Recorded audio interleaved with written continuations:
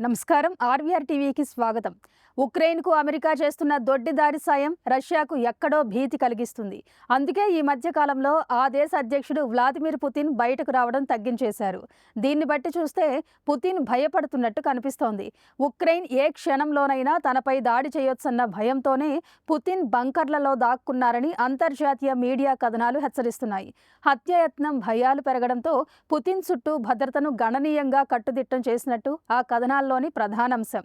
Putin ఇప్పుడు తన సమయాన్ని ఎక్కువగా భూగర్భ బంకర్లలోనే గడుపుతున్నారని ఆయన సన్నిహిత వర్గాలు సైతం వెల్లడిస్తున్నాయి. పౌర వ్యవహారాల్లో చాలా తక్కువగా పాల్గొంటున్నారని సమాచారం. గత సంవత్సరం ఉక్రెయిన్ డ్రోన్లు ఆర్కిటిక్ సర్కిల్కు ఆవల ఉన్న రష్యన్ ఎయిర్ ఫీల్డ్లపై దాడి చేశాయి. ఈ నేపథ్యంలో పుతిన్ భద్రత గురించి క్రెమ్లిన్ ఆందోళన చెందుతోంది. పుతిన్ ఇటీవల తన పర్యటనలు తగ్గించుకున్నారు. ఆయనను వ్యక్తిగతంగా కలిసే వ్యక్తుల భద్రతా తనిఖీలను మరింత కఠినతరం చేశారు.